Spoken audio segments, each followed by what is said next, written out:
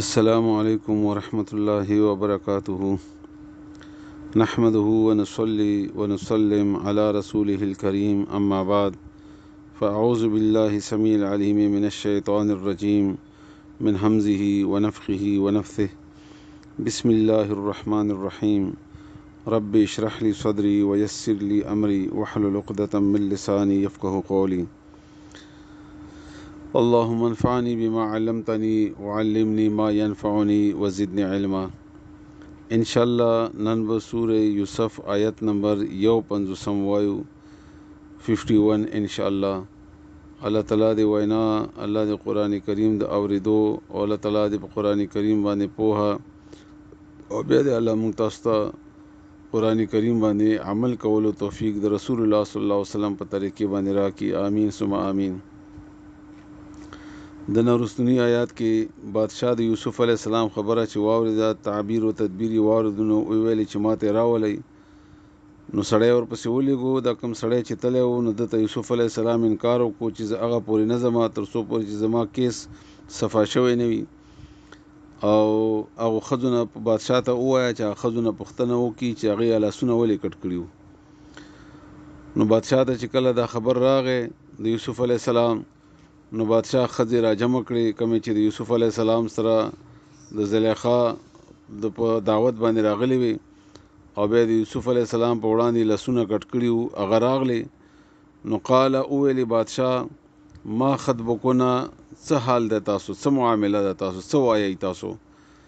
اس په هغه وخت کې راوتنا چې تاسو غولول وغوښتل یوسف د یوسف علیه السلام. راوتنا، راوته دا بار راځي په دې صورت کې.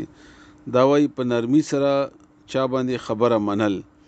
یو سړی باندې ته خبره منې، نو نرمي سره چې هغه ومني ستا خبره، هغه ته سوال زاری محنت یا نوره نرمي د مینې انداز وغیره هغې سره هغه منول ته ویل کېږي. دا نو تاسو چې کله یوسف علیه السلام د دوکه کولو کوشش وکړو، د هغه نفس باره کې دا څه معامله وه، څه خبره وه؟ بادشاه پوښتنه وکړه د ښځو نه.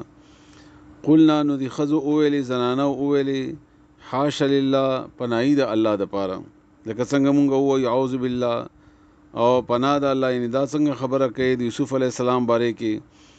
ما علمنا، مونږ نه یو پوهې علیه په هغه باندې من سوء څه د بدۍ، یعنې هغه باره کې مونږ ته څه د بدۍ علم نشته، هغه کې بدي نه وه، هغه بد نه و، هغه باره کې مونږ هېڅ بده خبره نه کوو، نه کولی شو، ځکه چې هغه کې څه بدي شته نه، مونږ هغه کې څه بدي لیدلې نه ده. او کله چې دا خبرې واضح شوې، هغه ښځو وویلې چې یوسف علیه السلام صاف سوتره دی، مونږ هغې دوکه کولو کوشش کړی و خو هغه نه شو دوکه. نو دې وخت کې عزیز مصر ښځه هم وه دلته.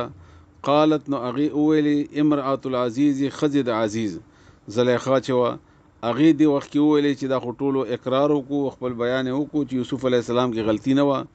نو هغې وویلې، الآن اوس کې حسحسه واضح شوله، الحق و حق خبره، اوس حق واضح شو، پته وچلېده چې د ښځو کې قصور و، یوسف علیه السلام بې قصوره و، او ټولو بیان هم وکړو. نو بیا دې خپل بیان وکړو. نو بیان کې وایي چې اوس خبره چې واضحه شوه، نو زم خپله خبره کومه. خبره دا ده، انا راوته، چې ما د هغې غولولو کوشش کړی و، عن نفسه، د هغه نفس مبارک کې ما مطالبه کړي و، هغه نه مینې سره مطالبه کول، ما هغې نه مطالبه کړي وه د هغه د نفس مبارک کې. و انه، او بشک هغه ان یوسف علیه السلام لمن الصادقین، د رښتونو نه دی، هغه رښتیا وایي، غیب په هغه کې نشته، عیب په مونږ کې دی. مونږ کوشش کړی و د هغه د پسلاولو، دوکه کولو، خو هغه دوکه نه شو، هغه مونږ نه صاف سوتره بچ شو، او هغه چې کوم څه وایي دا رښتیا وایي، او مونږ یې کې ګناه ده، هغې کې هېڅ ګناه نشته. قال، وویلې بادشاه، ما خطبکنا، څه دا معامله د تاسو؟ ښځو ته یې وویلې، از هغه وخت کې راوتنا، چې تاسو غولولو کوشش وکړو یوسف د یوسف علیه السلام عن نفسه، د هغه نفس مبارک کې. قلنا، نو وویلې د زنانو، حاش لله، پناه د الله دپاره، یعنې داسې نه ده، ما علمنا، مونږ نه یو پوهه علیه په هغه باندې، یوسف علیه السلام باندې، من سوء څه د بدۍ، هغې کې مونږ هېڅ بد لیدلي نه دي. قالت امرأة العزیز، قالت اویلی امرأة خزی العزیز د عزیز، الان اوس کې حسحسا واضح شو، الحق حق اوس حق خبره من استراغله دی وجنه زم حق خبره کومه، حق داده انا چې ما راوته هغه د غولولو کوشش کړو د یوسف علی السلام عن نفسه دغه د نفس مبارکي، وانه وبشک آغا ان یوسف علی السلام لمن الصادقین د رښتونو نه ده، رښتیا وایي هغه.